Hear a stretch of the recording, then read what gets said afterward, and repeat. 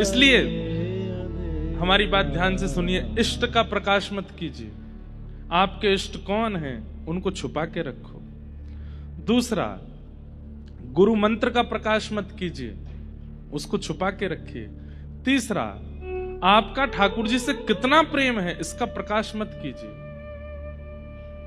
मैं तो अपने गोपाल जी को दिखाए बिना कुछ पाती नहीं, हम तो अपने गोपाल जी की सेवा किए बिना पानी पीते नहीं। क्यों बताना है आपको? नहीं बताइए ना। आचार्य चरण जब घर आते हैं ना, कोई रसिक जन घर आते हैं, उस समय मौन रहिए, ज्यादा से ज्यादा बोला मत कीजिए, हम ऐसे करते हैं हम ऐसे करते हैं।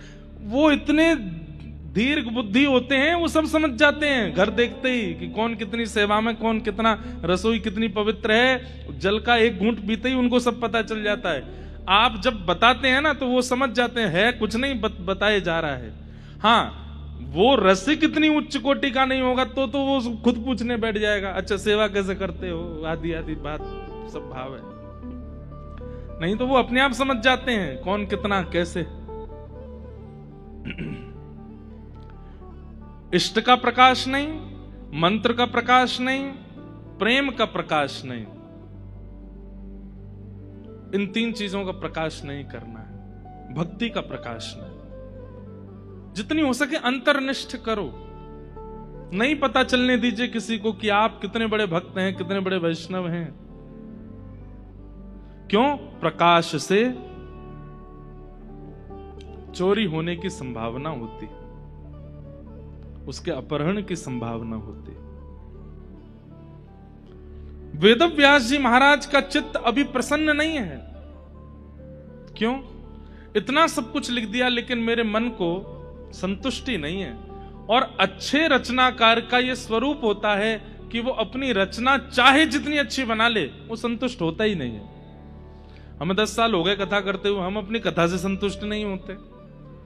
कई लोग कहते हैं आप भागदौड़ क्यों करते हो, एक के बाद एक कथाएं क्यों कर रहे हो, कुछ आराम कर लो। भाई आराम वो करता है जो संतोष हो जाता है, जिसको कि हो गया भाई, हमारा भजन तो हो गया, हमारी कथा तो हो गई, हमने तो सेवा कर ली। जो ऐसा सोचता है हो गया, वही तो सोने जाता है। और जिसका काम हुआ ही नहीं, होमवर्क हुआ ही नहीं है, कल सुबह स्कूल में टीचर दंड देने वाले, वो बेचारा सुबह 4 बजे तक लिखता ही रहता है।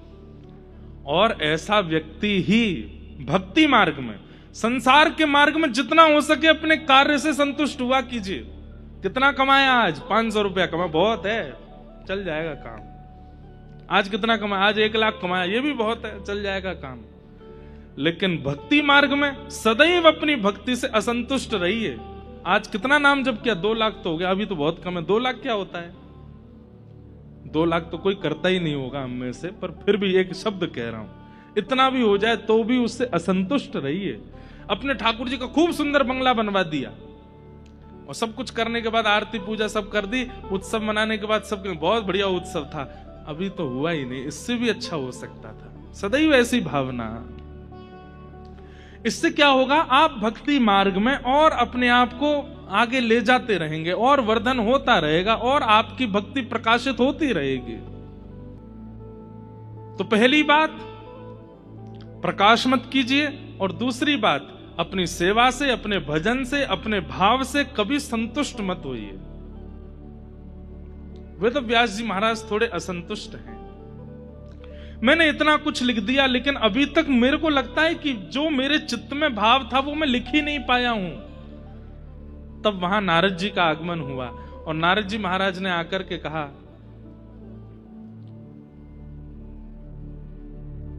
एक बात और आई मन में कह दूं। संतुष्ट व्यक्ति क्या करता है? संतुष्ट व्यक्ति जो संतुष्ट हो जाता है अपनी क्रिया से, वो क्या करता है? वो प्रचार करता है। संतुष्ट व्यक्ति फिर नाचने लगता है, संतुष्ट व्यक्ति आराम करता है, संतुष्ट व्यक्ति खूब भोगता है। लेकिन यहां पर वेदव्यास जी महाराज को संतुष्टि का अनुभव नहीं कराना है, शांति का अनुभव कराना है। अपनी रचना से शांति हो जाए, धैर्यता आ जाए, स्थिरता आ जाए। भजन से, भक्ति से, नाम से, सेवा से संतुष्ट नहीं होना है, शांति का अनुभव करना है, धैर्यता का अनुभव करना है, धीर हो जाना है, अंतर्मुखी हो जाना है। और उस अनुभव के लिए वेदव्यास जी चिंतित बैठे थे। तभी वहां नारद जी का आगमन हुआ। नारद जी ने आकर के कहा, बड़े उदास लग रहे हैं, क्या बात है? वेदव्यास जी बोले, इतना कुछ लिख दिया मैंने, पर मेरे मन को पता नहीं क्यों आनंद नहीं मिल रहा है। नारद जी बोले, हम बताएं क्यों नहीं मिल रहा है? बोले, बताइए। तो भवतानुदित प्रायम यशो भगवतो मलम ये नैवासौ न तुष्येत मन्ये तद्दर्शनम खिलम।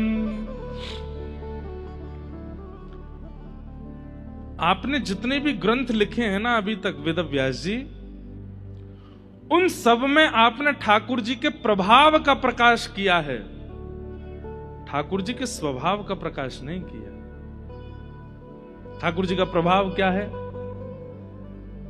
महाभारत युद्ध होना था, पांडवों की सेना इतनी नहीं थी, लेकिन अर्जुन ने जब ठाकुर जी को मांग लिया तो ठाकुर जी सारथी बनकर के गए, और सारथी बनकर के गए, अपने ज्ञान उपदेश से ऐसा ज्ञान अर्जुन को दिया, विशाल सैन्य सागर को कौरवों की अर्जुन ऐसे लांग गया जैसे कोई गाय के खुर के गड्ढे को पार कर जाता हो। अब ये क्या है? ठाकुर जी का प्रभाव है। बिना शस्त्र उठाए अर्जुन को जिता दिया, ये ठाकुर जी का प्रभाव है। बीच युद्ध मैदान में खड़े होकर के ठाकुर जी ने ज्ञान उपदेश किया, ये ठाकुर जी का प्रभाव है। भगवान शेष शैया पर लेटे थे, नाभि से कमल प्रकट हुआ, उस पर ब्रह्मा जी आ गए, ये ठाकुर जी का प्रभाव है। हिरण्याक्ष पृथ्वी को लेकर के गर्भोदक महासागर में चला गया, उस समय ठाकुर जी वराह बन करके गए और जाकर के वहां से लिया, ये ठाकुर जी का प्रभाव है। हिरण्यकश्यप ने मुष्टिक भेदन किया तो ठाकुर जी खंभ से प्रकट हो गए नृसिंह बन करके, ये ठाकुर जी का प्रभाव है। स्वभाव कहां है? आपने सब जगह ठाकुर जी का प्रभाव दिखा दिया, पर वो अंदर से कैसे हैं, उनका मन कैसा है, उनके विचार कैसे हैं, उनका प्रेम कैसा है, इसका आपने कहीं वर्णन नहीं किया व्यास जी, इसलिए आप उदास हो। भवतानुदित प्रायम यशो भगवतो मलम, भगवान के निर्मल यश का आपने वर्णन नहीं किया, इसलिए आपका चित्त उदास है।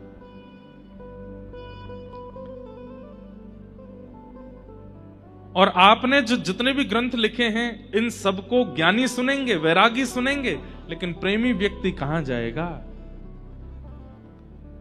इसलिए मेरी आपसे प्रार्थना, एक ऐसे पुराण की रचना करो जिसमें ठाकुर जी का प्रभाव कम, स्वभाव ज्यादा हो। श्रृंग्यग्निड्यंश्च जलद्विज कंटकेभ्य, ठाकुर जी का स्वभाव कैसा है? कैसा स्वभाव है ठाकुर जी का?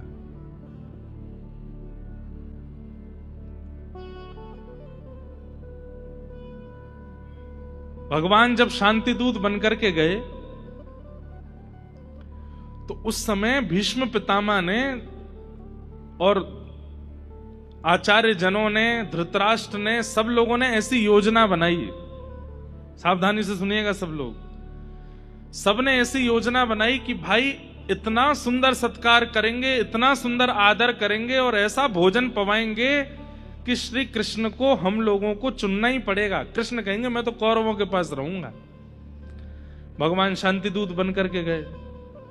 महाराज, पृथ्वी किसे कहते हैं दिख ही नहीं रही है, पुष्पों से पूरी पृथ्वी को चिन्ह दिया। और पुष्पों से ही नहीं, कमल के भीतर जो पराग होता है, वो पराग स्पर्श करने पर हाथों में रंग छोड़ देता है। उन परागों की पराली बिछाई है ठाकुर जी के स्वागत में।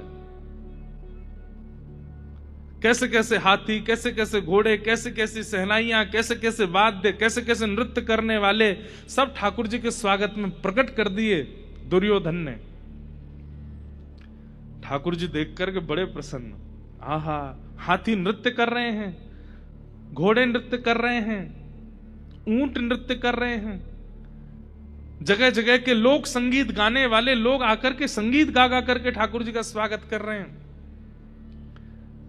ये सब सुनकर के पांडवों को तो चिंता हो गई, बोले कन्हैया गए हाथ से।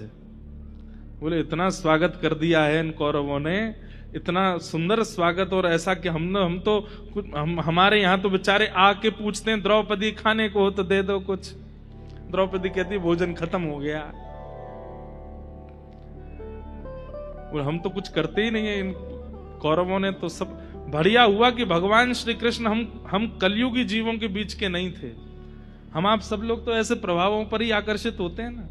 कौन ने कितना हमारो सम्मान किया हुआ के पास जाएंगे। ठाकुर जी पहुंचे सभा में। जैसे ही पहुंचे हैं तो सभा में भी दुर्योधन ने कोई कमी नहीं छोड़ी। बैठे बैठे ठाकुर जी के नेत्र बंद हो गए तो दुर्योधन बोला आपको नींद आ रही है? बोले नहीं, नींद नहीं आ रही है, तो रसोई घर से सुगंधी आ रही है, कुछ बढ़िया बनना है। तो महाराज एक व्यक्ति आकर के सब बताने लगा, खीर बन रही है, कलाकंद बन रही है, घेवर बन रहे हैं, ये बन रहे। ठाकुर जी बोले अब तो जल्दी चर्चा करो, मीटिंग जिसके लिए हम आए वो करो, फिर जल्दी प्रसाद पाएंगे। सब प्रकार से ठाकुर जी के अनुकूल हो गए थे और कौरवों को यह विश्वास हो गया था कि अब तो ठाकुर जी हमारे पक्ष में ही हैं। भगवान ने दुर्योधन से कहा देखो युद्ध सार नहीं है, युद्ध नहीं करना चाहिए, कितनी माताएं विधवा हो जाएंगी, कितने बच्चे अनाथ हो जाएंगे, हम युद्ध के पक्ष में नहीं है। हम तो तुमसे यह कहना चाहते हैं वैसे तो इंद्रप्रस्थ के राजा पांडवों को ही होना चाहिए, क्योंकि उनके पिताजी कह करके गए थे तुम्हारे पिताजी से कि मैं रुग्ण हूं, मेरी मृत्यु के बाद कुछ दिन तुम संभालना, जब मेरे बच्चे बड़े हो जाएं तो उनको राजा बना देना। तो वैसे मूल बात तो यह है कि पांडवों को राजा होना चाहिए, लेकिन चलो अब तुम बैठ गए हो राज्य गद्दी पर, तो कम से कम इतना तो करो कि संपूर्ण भारत में से 5 गांव दे दो। 5 गांव अलग अलग 5 पांडव बांट लेंगे, उसमें रह लेंगे। दुर्योधन बोला ये तो आपने ऐसी बात कर दी कि शरीर में 5 फोड़े ही तो हुए, रहने दो। हाथ तो जीवित है, पैर तो स्वस्थ हैं, आंखें तो स्वस्थ हैं, कान तो स्वस्थ हैं, लेकिन 5 फोड़े अगर मैं रहने दूंगा तो एक दिन वो फोड़े इतने विशाल हो जाएंगे कि मेरे पूरे शरीर को ले जाएंगे। 5 गांव नहीं दूंगा। सुच्चग्रैव न दास्यामि बिना युद्धेन केशव। एक सुई के नोक के बराबर जमीन भी अगर चाहिए तो युद्ध करके ले जाएं, बिना युद्ध के नहीं दूंगा। जब भगवान के भाव को अस्वीकार किया, दुर्योधन उठ गया, सभा वहीं विराम हो गई। चलिए प्रसाद प्रतीक्षा कर रहा है। ठाकुर जी बोले दुर्योधन मुझे तो अभी अभी याद आया। बोले क्या? मैं पहले ही किसी को आश्वासन दे चुका हूं कि मैं उसके घर पे पाऊंगा। किसके घर पे? अरे तुम्हारे विदुर जी के घर पे। ये विदुर जी मुझको बहुत समय से कहते आ रहे हैं कि मेरे यहाँ आइए, मेरे यहाँ आइए। मैं इनको पिछली बार बोल के गया था कि तुम्हारे यहाँ ही इस बार पाऊंगा। मुझे अभी अभी याद आया कि मेरा भोजन तो विदुर जी वहीं बैठे थे। विदुर जी बोले मैंने तो एक बार भी नहीं बोला इनसे। लेकिन सबके सामने कैसे बोले? विदुर जी के तो हाथ पांव कांपने लगे। ठाकुर जी मंद मंद मुस्का के देख रहे हैं, इशारों कर रहे हैं पहुंच जाओ घर। भाई ठाकुर जी किसी को स्वयं कह रहे हैं कि मैं तेरे घर आऊंगा, और सभा में उनका मान बढ़ा रहे हैं कि विदुर ने मुझको निमंत्रित किया। आसपास के लोग बोले वाह विदुर जी तुम्हारे भाग्य, साक्षात द्वारिकाधीश घर आने वाले हैं। बोले भैया बस अब तो कैसे संभालूं मैं, तो दौड़ूं। अभी तुरंत दौड़े, विदुरानी से बोले अरे विदुरानी मेरी बात सुन। विदुरानी बोले क्या हुआ? जल्दी स्नान कर ले, घर में चौका लगा। बोले कौन आ रहा है? कहते कहते रो गए, द्वारिकाधीश आ रहे हैं। विदुरानी बोली सुनने में गलती हुई होगी, हमारे घर क्यों आएंगे? इतने बड़े इंद्रप्रस्थ में, इतने बड़े हस्तिनापुर में कौरवों के यहां जाने वाले वो हमारे छोटी से घर में कैसे आएंगे? बोले आज सभा में बोले, मुझे इशारा किया 3 बार कि तू जल्दी जा, मैं आ रहा हूं। विदुरानी बोली घर में तो कुछ है ही नहीं खाने को, व्यवस्था तो करो। दौड़ करके गए हैं बाजार से कुछ लाने के लिए, यहां विदुरानी गई है स्नान करने के लिए। इतने तो पहुंच गए घर पे, बाहर द्वार पर टेक लगा करके खड़े हैं, खटखटा रहे हैं, जल्दी खोलो। विदुरानी ने जब खोलो शब्द सुना, वही कौन है बाहर? हम तो नंद जी के लाला हैं, अपनी विदुरानी काकी के हाथ की रबड़ी खाने आए हैं, जल्दी द्वार खोलो। इतना प्रेम प्रकट कर रहे हैं, किसी को विश्वास ही नहीं हो रहा है। विदुरानी की हालत तो सबको पता ही है कि कहीं का कहीं वस्त्र पहन लिया, कोई बात समझ में नहीं आ रही। द्वार खोल करके देखा, शंख चक्र गदा पद्मधारी द्वारिकाधीश मंद मंद मुस्कुरा रहे हैं और अपने पेट पे हाथ धर के कह रहे हैं, काकी जी बहुत जोर की भूख लगी है, जल्दी पवाओ। आइए ना। श्याम सुंदर भीतर गए, उल्टे पाटे पर बैठ गए। बहुत ज्यादा उत्सुकता के कारण छिलके खिलाने लगी ठाकुर जी को, फल दूर फेंकने लगी। छिलका खा रहे हैं प्रेम से ठाकुर जी। ये ठाकुर जी का स्वभाव है, ये प्रभाव नहीं। आपने इसका वर्णन नहीं किया है, इसलिए आपका चित्त शांत है।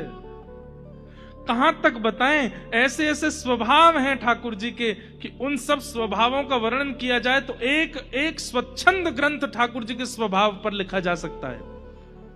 एक और सुनिए, ध्रुव बुलाते हैं ठाकुर जी को। 5 महीने तपस्या करते हैं ध्रुव जी, और 5 महीने के बाद देवता जाते हैं ठाकुर जी से निवेदन करते हैं, भगवान अपने भक्त को दर्शन देने चले जाओ।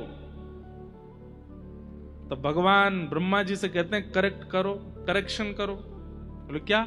आज के बाद कभी मत कहना कि हम भक्त को दर्शन देने जाते हैं, हम भक्त का दर्शन करने जाते हैं। ये भजन करने वाले, ये तप करने वाले, ये साधन करने वाले, इनको दर्शन देने थोड़ी जाता हूं मैं, इनका दर्शन करने जाता हूं, इनसे मिलने जाता हूं। ये स्वभाव है ठाकुर जी का। बहुत चर्चाएं हैं, स्वभाव पर ही बोलते रह जाएं। ठाकुर जी का ऐसा मधुर स्वभाव ऐसा किसका होगा? सब स्वीकार करते हैं। आपने इन स्वभावों का वर्णन नहीं किया, इसलिए आपका चित्त शांत है।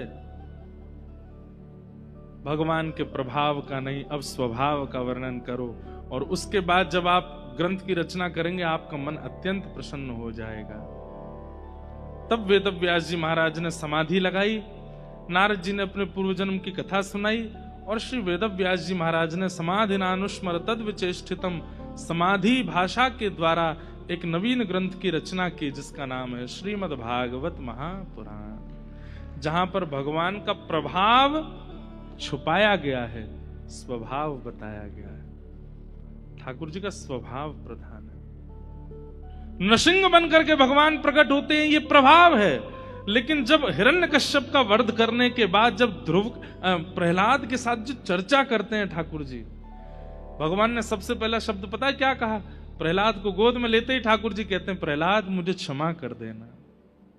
परमात्मा कह रहे हैं मुझे क्षमा कर दो। क्यों? मैं भक्तों का दास हूं,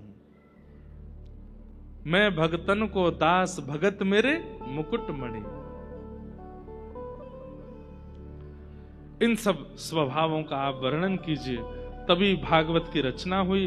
भागवत की रचना के बाद अब भागवत जी को घर घर जन जन तक कैसे पहुंचाया जाए, तब श्री वेदव्यास जी महाराज ने अपने पुत्र श्री शुकाचार्य जी का चयन किया। सुखदेव जी ने यही भागवत की कथा परीक्षित जी को सुनाई। परीक्षित कौन है और उनको 7 दिन में मरने का श्राप क्यों लगा, इस संदर्भ में महाभारत का प्रसंग सुनाया गया। महाभारत का युद्ध अपने अंतिम पड़ाव पर था। दुर्योधन गिर पड़े हैं रणभूमि में। यहां पर अश्वत्थामा ने पांडवों से बदला लेने के लिए रात्रि में मारने का प्रयास किया, लेकिन 5 पांडवों की जगह द्रौपदी के 5 पुत्र मार दिए। अर्जुन ने अश्वत्थामा को बंदी बनाया, ठाकुर जी ने उसको मुक्त करने की आज्ञा की। अश्वत्थामा की आधी दाढ़ी, मूंछ, शिखा छेदन करके उनको बाहर कर दिया गया, अपमान कर दिया। अश्वत्थामा ने मन बनाया कि मेरा इतना बड़ा अपमान किया, मैं इन पांडवों को चैन से बैठने नहीं दूंगा। और गर्भस्थ महिला पांडवों के वंश में है, अभिमन्यु की पत्नी उत्तरा, उनके गर्भ के बालक को मारने के लिए ब्रह्मास्त्र छोड़ दिया। उत्तरा ने जाकर के भगवान से प्रार्थना की तो भगवान ने गर्भ में जाकर के उस बालक की रक्षा की। वही बालक परीक्षित हुए। कुंती ने भगवान की स्तुति गाई, भीष्म पितामह ने भगवान की स्तुति गाई और भगवान पांडवों पर कृपा करके वापस द्वारिका को प्रस्थान कर गए। बहुत विस्तृत प्रसंग है ये, आज और कल भी लगा देता तो भी नहीं भूलता, लेकिन आज मैं इस सब भावों को कम कहा है ताकि आगे की कथा का विस्तार कर सकूं। भगवान द्वारिका चले गए। द्वारिका जाने के उपरांत परीक्षित का जन्म हुआ, उसी बालक का जिसकी भगवान ने गर्भ में रक्षा की।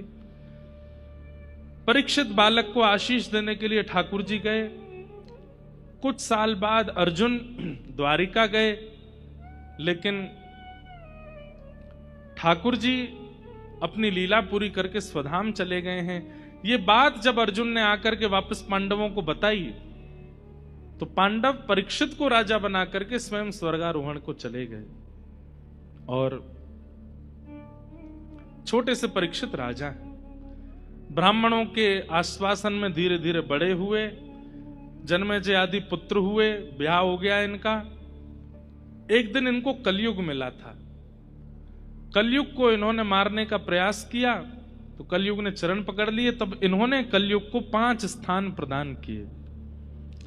द्योतम पानम स्त्रियः सूना यत्रा धर्म चतुर्विध पुनश्च याचमानाय जात रूप मदात प्रभु। 5 स्थानों में कलयुग है। मैं इस बात को जब कहता हूं कथा में तो मैं एक बात कहता हूं, कितने बड़े आश्चर्य की बात है। हमारे पास 100 कमरे हैं और किसी हमारे शत्रु के पास 5 कमरे हैं, लेकिन 5 कमरे वाला इतना बलवान है कि 100 कमरे वालों को उनके कमरे खाली करके अपने में बुला लेता है। हम आप सब लोग कलयुग से ज्यादा बलवान हैं। हमारे पास नाम है, हमारे पास कथा है, हमारे पास कीर्तन है, हमारे पास ठाकुर जी का दर्शन है, हमारे पास संत चरण हैं, हमारे पास धाम है, तीर्थ हैं, पवित्र नदियां हैं। फिर भी इतने द्वार होने के बाद भी वो 5 द्वार वाला हम पे हावी हो जाता है। कथा, भागवत, कीर्तन, सत्संग, ये सब क्या है? पवित्र होने के तरीके हैं। लेकिन फिर भी कलयुग का प्रभाव हम पर इतना अधिक क्यों है? उसके पास तो 5 ही बाण हैं बस। कौन कौन से? द्योतम, सबसे पहला कलयुग का स्थान क्या है? जुआ। उसमें कलयुग निवास करता है। जुआ के नाम पर लोग सोचते हैं केवल खेल में खेले जाने वाला जुआ होता है। नहीं, आप धन को जहां कहीं भी दांव पर लगाते हैं वो सब जुआ है। आज बारिश होगी कि नहीं, लगाओ 100 रुपए की शर्त, जुआ है, नहीं कर सकते आप धन को दांव पर लगा ही नहीं सकते, मजाक में भी नहीं लगा सकते, और अगर लगाते हैं तो उसमें कलयुग का निवास है। क्यों है? सुनो, आपके लिए वो धन होगा, रुपया होगा, डॉलर होगा, पर मूल में वो कौन है? भाग्य लक्ष्मी, लक्ष्मी। और आप 1 मिनट के लिए विचार कर लीजिए कि ये धन नहीं है, ये लक्ष्मी है, और आप लक्ष्मी को दांव पर लगा रहे हैं। दांव पर लगाने का मतलब समझते हैं? मतलब उस व्यक्ति का कोई मूल्य नहीं है। परिस्थिति के अनुसार या तो उसको वो ले जाएंगे या इसको हम ले जाएंगे, और दांव पर कोई भी नहीं लगना चाहता। वो तो महालक्ष्मी है। कहते हैं कि पंचदेव यदि नाराज हो जाएं तो व्यक्ति के कितने भी शुभ नक्षत्र क्यों ना हो, उसका कल्याण नहीं हो सकता। पंचदेवों के अधिष्ठाता नारायण नाराज हो जाएं तो फिर किधर मुंह दिखाओगे आप? आप लक्ष्मी को दांव पर लगाते हैं तो नारायण प्रसन्न रहेंगे आपसे। भगवान का चक्र सदैव तत्पर रहता है। देखिए, कलयुग में चक्र आकर के गला सर से अलग नहीं करेगा। कलयुग में गदा आकर के हमारा सिर भेदन नहीं करेगी। कलयुग में ठाकुर जी जीवित अवस्था में ही परिस्थितियों को शंख चक्र के भांति भेज देते हैं, और परिस्थितियां इतनी भयावह होती हैं, व्यक्ति मरता भी नहीं है और सहन कर भी नहीं पाता है। इसलिए हमारी आपसे प्रार्थना है, इन 5 बातों को सुनने के बाद इन 5 का आचरण मत कीजिएगा। कभी भी दांव पर धन मत लगाइए। किसी से ज्यादा ही शर्त लगाने का शौक है तो रसगुल्ला की लगा लो, गुलाब जामुन की लगा लो, खीर की लगा लो। अब भाई देख, आज अगर बारिश हो गई तो क्या दोगे? बोले क्या करे बता, कल पराठे बना के खिलाने पड़ेंगे मुझे, ये चलेगा। कितना सुंदर है। पर धन जुआ है। द्योतम पानम, अपनी जिह्वा पर किसी भी असद वस्तु को धारण करना जिसमें तामसिक वस्तु मिली हुई है, उसको अपनी जिह्वा पर धारण करना, उसमें कलयुग का निवास है। कभी भी धारण मत करो। खूब अच्छा खाइए, खूब अच्छा पीजिए, पर कभी भी ये नशा करना, गलत क्रिया करना, ये सब मत कीजिए, उसमें कलयुग का निवास है। आप गौरव से कह सकते हैं 80 साल की उम्र में आकर के कि एक बूंद भी हमारी जिह्वा पर गलत नहीं गया है। अरे हमारा भजन बन नहीं बना होगा, हमारा जीवन में हमने धर्म धाम तीर्थ इतने नहीं घूमे होंगे, लेकिन हमने अपना भोजन शुद्ध रखा है। उसी के बल पर आपको ठाकुर जी स्वीकार कर लेंगे कि इसने अपने देह का असद प्रयोग नहीं किया, और अभी तक करते आए हैं, तो आज के बाद छोड़ दीजिएगा। एक बात बता दें हम आपको, जब तक पता नहीं होता और आप गलती करते हैं तो उसका पाप लगता है, लेकिन पता होने के बाद जब आप गलती करते हैं, पता है कि ये मना किया गया, फिर भी कर रहे हो, तो मल्टीप्लाई बाय 1 करोड़ हो जाता है। पहले 100 डंडा पड़ने वाले थे, अब 1 करोड़ पड़ेंगे। क्यों? यमराज कहेंगे, अच्छा बेटे महाराज जी आए थे, बता के गए थे तुमको। उससे पहले तो चलो तुमको नादान माना था हमने, अब तो तुम जान गए थे, फिर भी कर रहे थे। अच्छा एक बात और कह दें, यमलोक में क्या होगा ये बाद की बात है। पृथ्वी ही आपकी जीवित अवस्था में उसका कुछ ना कुछ फल दे देगी। इसलिए पानम। अच्छा पानम में एक बात और सुनिएगा, आप मदिरा पान नहीं करते, आप भक्ष नहीं खाते, लेकिन जिससे मिलते हैं बिना गाली के नहीं बोलते, ये भी पानम के समान ही है। कई लोगों की जीभ पे गाली के बिना शब्द ही नहीं आता है, बिना गाली के नहीं रहते, वो गाली ही देते रहते हैं। जब देखो हंसी मजाक भी करते हैं तो भी गाली निकल आती है उनके मुख से। नहीं बोलना है। जिस जिह्वा पर राम विराजमान होते हैं, जिस जिह्वा पर कृष्ण विराजमान होते हैं, जिस जिह्वा पर पवित्र श्री किशोरी जी का नाम विराजमान होता है, आप उस जिह्वा से अपवित्र गाली का संभाषण कैसे कर सकते हैं? और अगर करते हैं तो एक पक्षीय रहिए, ये दोनों नाव में पैर मत रखिए कि हम गाली भी देंगे नाम भी जपेंगे। नाम जापक अगर बने हो तो अशुद्ध शब्दों का उच्चारण नहीं कीजिए, और आप अशुद्ध शब्दों के बिना नहीं रह सकते तो हम कह रहे हैं आपको नाम छोड़ दीजिए, पर नाम का उच्चारण मत कीजिए। ये तो वही बात हो गई कि आप मंदिर में बैठ करके मदिरा पी रहे हो। और एक बात और कह दें आपसे, ये एक तरफा व्यक्ति का कल्याण हो जाता है। आप अगर नाम के आश्रय में हैं और नाम ही नाम जपते रहते हैं, संसारी किसी विषय भोग को अपनी जिह्वा पर नहीं लेते, तो आपका कल्याण निश्चित है। दूसरे, आप विषय भोग में हैं, नाम छूते भी नहीं है, तो भी ठाकुर जी की कृपा होगी तो कई बार विषयों के ऊपर भी कृपा हो जाती है। जिन्होंने कभी नाम नहीं गाया, सदैव असत आचरण किया, ऐसा नहीं है कि कहीं यही ज्ञान लेकर के चले जाओ। महाराज जी कह रहे थे कि असत व्यक्तियों पर भी कभी कभी कृपा हो जाती है, नाम तो बहुत मुश्किल से जपा जाता है। लेकिन जो बीच के रहते हैं ना, नाम भी जप रहे हैं और सब्र काम भी कर रहे हैं, इनका कल्याण नहीं होता। बाहर से अपने आप को अच्छा भी दिखा रहे हैं और भीतर से सारे विषय भोगों में संलिप्त भी हैं। ऐसों की संख्या सबसे ज्यादा है। इस कलिकाल में। और छद्म भेषी राक्षस कहलाते हैं वे लोग। सतयुग बहुत अच्छा था, 2 ही राक्षस थे, हिरण्यकश्यप हिरण्याक्ष। त्रेता बहुत अच्छा था, 2 ही राक्षस थे, रावण कुंभकर्ण। मारता है प्रहलाद जी को, मारता है प्रहलाद जी को, नाम मत ले मेरे सामने हरि का। वो इतना तो है कि कम से कम एक पक्ष में है, एक तरफा है। मैं राक्षस हूं तो मैं राक्षस ही हूं, हरि सुनूंगा नहीं। पर कलयुग के राक्षस वो तो हरि हरि बोल भी बोलते हैं और फिर गलत काम भी कर रहे हैं। इसलिए हमारी प्रार्थना है, एक पक्ष ले लीजिए, या तो पूरी तरह से यहां के हो जाओ या पूरी तरह से वहां के हो जाओ, बीच के मत रहो। किशोरी जी को कल्याण करना होगा तो उधर जाएगा तो वहां पर भी कर सकती हैं। पर हां, आप कम से कम यमराज से भी कह तो सकते हो कि देखिए, हमने भले ही पाप किया, हमने भले ही असत्कृत्य किए, पर हमने धर्म का आश्रय नहीं लिया किसी के सामने अपनी छवि सुधारने के लिए, हम गलत ही रहे। तो इस बात पे यमराज भी ताली बजाए, चलो कढ़ाई में डालो इसको। लेकिन जब व्यक्ति ऐसा जाता है ना, जो नामाश्रित भी रहा, कथाएं भी कराता रहा, कथाएं भी सुनता रहा और गलत काम भी कर रहा है, यमराज उसको कहता तुम नहीं डालोगे इसको, तुम मैं डालूंगा। इतना गलत काम करके आया, ठाकुर जी का नाम भी लेता रहा और ये सब भी करता रहा।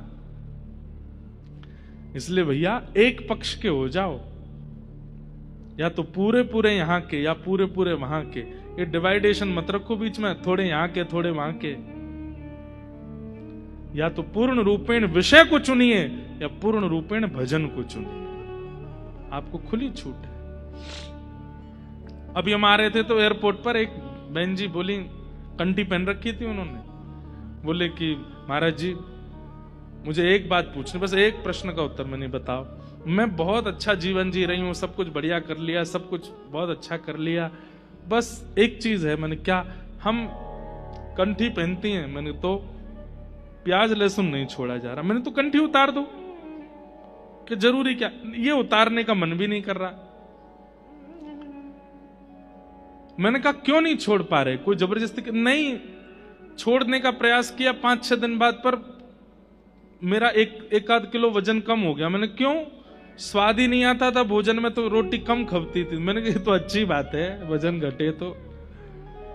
लेकिन आप एक जीव के कारण उसमें आने वाले स्वाद के लिए आप त्याग नहीं सकते। तो फिर हम कहते हैं तुलसी जी कितना बड़ा त्याग करती हैं, अपने पौधे रूप का परित्याग करती हैं, अपने आप को छिलवाती हैं, अपने आप के भीतर सुई धागे उर्सवा करके तब आपके गले में जाती हैं। क्यों? आपका कल्याण करने के लिए। और आप उनके लिए इतना नहीं त्याग सकते,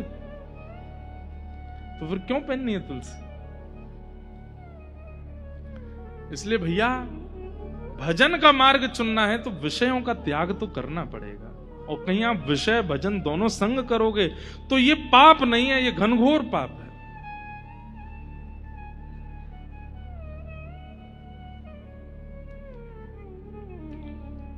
द्यूतम पानम, तीसरा आता है कलयुग का निवास स्त्रिय, पर स्त्री के प्रति कुदृष्टि या पर पुरुष के प्रति कुदृष्टि।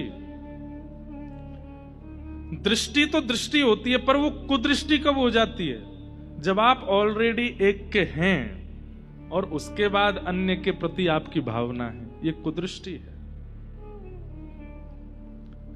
और इस कुदृष्टि को पाप माना गया है। इसलिए एकादशी व्रत, प्रदोष के व्रत, करवा चौथ के व्रत, मंगलवार के व्रत, सोमवार के व्रत, बृहस्पतिवार के व्रत और भी जो व्रत होते हैं, ये सब व्रत एक तरफ, और एक तरफ है पत्नी व्रत और पतिव्रत। हम एकादशी नहीं करते, हम एकादशी नहीं कर पाते, हम सोमवार का व्रत नहीं कर पाते। अपनी नहीं कह रहा हूं मैं, किसी की बता रहा हूं। हम बृहस्पतिवार का व्रत नहीं कर पाते, हमसे व्रत नहीं होता, पर हम अपने पति के अलावा किसी के प्रति कोई भाव नहीं रखते, एक पतिव्रत हैं। तो सारी एकादशियां आकर के आपको आशीष प्रदान कर देंगे। हम एक पत्नी व्रत हैं, तो सारे प्रदोष, सारी एकादशियों का जो फल मिलना चाहिए वो आपको मिल जाएगा। इससे बड़ा व्रत संसार में कोई है ही नहीं, सबसे बड़ा व्रत है। एक कथा आती है कि सूर्य उदय को कोई नहीं रोक सकता। कोई कितना भी बड़ा धनवान हो जाए, कोई कितना भी बड़ा, हमारी साइंस कितनी भी आगे चली जाए, ज्यादा से ज्यादा आर्टिफिशियल बादल बना देंगे, लेकिन सूर्य के प्रकाश को नहीं रोक सकते। पर उस सूर्य को भी उदय होने से रोकने की संभावना यदि किसी में है तो वो एक पतिव्रता नारी में है। एक पतिव्रता नारी ने किसी महापुरुष को प्रणाम किया तो महापुरुष ने पूछा, मैं भविष्य कथन करता हूं, कुछ पूछ लो। उन्होंने पूछा, मेरे पति दीर्घ आयु हूं, बस ये आशीर्वाद दे दो। तो वो महापुरुष बोले, कल सूर्य उदय होते ही तुम्हारे पति की मृत्यु है, वो दीर्घायु कैसे होंगे? कल तो उनके जीवन का अंत है। जिस जन्म नक्षत्र में उनका जन्म हुआ और जिस प्रकार उनका पूरा जीवन है, उसके अनुसार तो कल सुबह सूर्य की पहली किरण पृथ्वी पर पड़ेगी और उनके प्राण चले जाएंगे। रोने लगी, बोले ऐसा मत कहिए, मैं पतिव्रता नारी हूं, अपने पति के बिना रह नहीं पाऊंगी। आचार्य चरण बोले, अब तो कुछ नहीं हो सकता, अब तो चंद घंटे शेष रह गए, सूर्य उदय होगा और तुम्हारे पति चले जाएंगे। तुरंत जाकर के एक पर्वत पर वो कन्या बैठ गई और बैठ करके उसने कहा, यदि मैंने अपने पति के प्रति पूर्ण निष्ठा रखी हो, पूर्ण भावना रखी हो, तो कल सूर्य उदय होंगे नहीं। क्या बताएं महाराज, 7 दिन तक अंधेरा ही रहा पृथ्वी पर। पृथ्वी ने घूमना बंद कर दिया, वहीं स्थिर हो गई। 7 दिन में हाहाकार मच गया, वनस्पतियों में विष आने लगा, लोगों की मतियां भ्रमित होने लगी। सूर्य उदय न होने के कारण जलाशय में भूचाल आने लगा, समुद्र में उफान भरने लगे, प्रलयकालीन समुद्र प्रकट हो गया। सूर्य उदय नहीं होगा तो बहुत कुछ बिगड़ जाएगा संसार में। अंत तो गत्वा ब्रह्मा जी घबराए, इंद्र घबराए, शिव घबराए, सब घबरा करके ढूंढने लगे हो क्या रहा है। तब कहा कि एक पतिव्रता नारी संकल्प करके बैठी है कि मैं अपने पति के प्राण जाने नहीं दूंगी, और उनको किसी ने कह दिया कि सूर्य उदय होते ही प्राण जाएंगे, तो सूर्य उदय होने नहीं दे रहे। तब समस्त देवी देवता उनके सामने प्रकट हो गए। प्रकट होकर के कहा कि अरे देवी, ऐसा संकल्प मत कीजिए, इस तप को छोड़िए। उन्होंने वचन मांगा, बोले पहले वचन दीजिए कि सूर्य उदय होते ही पति नहीं जाएंगे तो मैं उठूंगी। तब सब देवताओं ने विधि के विधान को बदल दिया, उनके जन्म नक्षत्र के अनुसार जो होना था उसको टाल दिया और कहा कि तुम्हारे पति के प्राण नहीं जाएंगे, तुम उठो। जैसे ही वो तब से उठी, सूर्य उदय हुआ, पति जीवित थे। पतिव्रता नारी। और आप ये मत सोचना केवल माताओं को ही समझा रहे हो, पति इनको भी समझा जाओ। हाँ, ऐसी निष्ठा पति में भी हो अपनी पत्नी के प्रति, होनी ही चाहिए। इससे बड़ा कोई व्रत नहीं है। जिनके ब्याह हो चुके हैं अच्छी बात है, वो अब कर लो, और जिनके नहीं हुए हैं तो जिससे हो उसको सर्वस्व मान लीजिएगा।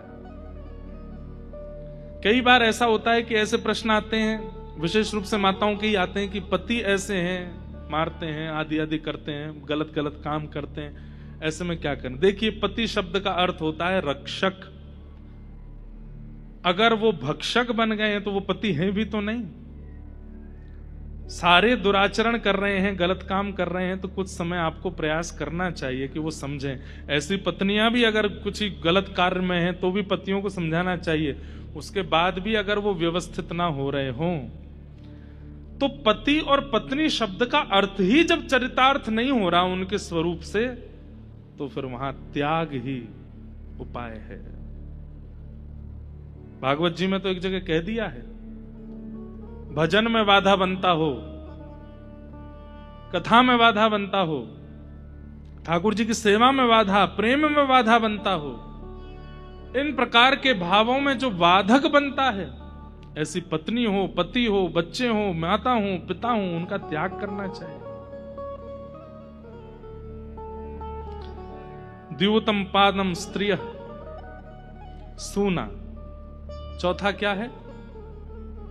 हिंसा। लड़ाई झगड़े कलेश में जिनकी बहुत रुचि होती है। अरे पल्ली गली में लड़ाई हो गई, जल्दी बता हुआ क्या? अरे दो लोग लड़ रहे थे, कैसे लड़े? पहले मुक्का किसने मारा था वो बता। उसने अच्छा, फिर उसने क्या किया? बोले उसने भी दिया घुमा के। अच्छा नीचे कौन गिरा था पहले? बोले पहले वो गिरा, उसके खून निकले कि नहीं निकले? अरे मजे आ गए। ऐसी रुचि जिनकी होती है, इन पर भी कलयुग का प्रभाव है। उनको ये चीजें सुनना बहुत अच्छा लगता है। ब्याह में गए थे, अच्छा कैसा ब्याह था? ऐसा था। अच्छा हमारे वाले से बढ़िया नहीं होगा? नहीं नहीं ये चीज तो अच्छी थी। अच्छा कुछ बिगड़ा नहीं वहां पे? बोला गुलाब जामुन में स्वाद नहीं। बस एक चीज तो कुछ ऐसी बता जो अच्छा नहीं था वहां पे। सुन के मन को शांति हुई। इस प्रकार जो किसी के अनुचित भावों को सुनने में बड़े खुश होते हैं। ब्याह शादी तो दूर, कथाओं में भी होने लगा अब ये। प्रतिस्पर्धा में लोग कथा कराते हैं। उसने कथा उससे बढ़िया करा के दिखाऊंगा मैं। कई लोग आते हैं हमारे पास, महाराज जी हमारी कथा कर दो। मैं क्यों कर दें, अभी तो समय नहीं हम पे। महाराज जी आप मेरी लाज बचा लो। मैंने कहा कहां जा रही बेटा लाज? एक मेरा मित्र है, उसने कथा करा ली है और उसने मुझको चैलेंज किया है कि तू करा के दिखा। मेरी उसकी बड़ी शत्रुता है, इंडिया पाकिस्तान जैसी। अब मैं आपकी कथा कराऊंगा, आप मेरे यहां कथा। मैंने भाई वाह, प्रतिस्पर्धा में तुम कथा करा रहे हो? मैंने कि इससे बढ़िया तो तुम इसलिए कथा कराते कि वो मेरा मित्र हो जाए, वो मेरा प्रेमी हो जाए, उसके चित्त में मेरे प्रति प्रेम हो जाए। तुम और प्रतिस्पर्धा बढ़ाने के लिए कथा करा रहे हो। ये प्रतिस्पर्धा की भावना, हिंसा की भावना, कलेश कैसे हो, उसमें जिनकी रुचि होती है, कलयुग का प्रभाव है। पूरी कथा सुन ली 7 दिन की, लेकिन 7वें दिन भी मुंह बना ही हुआ है। क्यों? आगे नहीं बैठने दिया हमको, पीछे ही बैठे थे हम। वाह, तो इतने दिन की कथा में भी इतना तुम में अंतर नहीं आया, इतना फर्क नहीं पड़ा। इस प्रकार की जो भावनाएं होती है ना, बहुत मान हो जाना, बहुत जल्दी बुरा मान जाना, बहुत छोटी छोटी बातों पर दुखी हो जाना, ये नहीं किया ये नहीं किया, ऐसे विचार करना, बहुत जल्दी कलेश की भावना में आ जाना, जरा भी विचार ना करना कि इस क्रोध को करने से कितना कुछ उजड़ जाएगा, बस तुरंत कर देना, ये सब कलयुग का प्रभाव है। और ये सब आता है सूना, द्यूतम पानम स्त्रीह सूना। और 5वां है अनीति से कमाया गया धन, बिना परिश्रम के कमाया गया धन। क्षमा कीजिएगा बंधुओं, अभी तक आपने 4 सुने। द्यूतम, ये तो हम करते ही नहीं है। पानम, अरे इससे भी हम तो दूर दूर हैं, हम तो परम वैष्णव हैं। स्त्रीय, पर स्त्री संग का भी कोई हमारे मन में कोई भाव तो है नहीं। सूना, कलेश भी हम नहीं करते। पर यहां बैठे हुए हम लोग इस 5वें स्थान में हैं। अनीति से कमाया गया धन कहीं ना कहीं से हमारे घर पर आया हुआ है, इसीलिए कलयुग का प्रभाव है।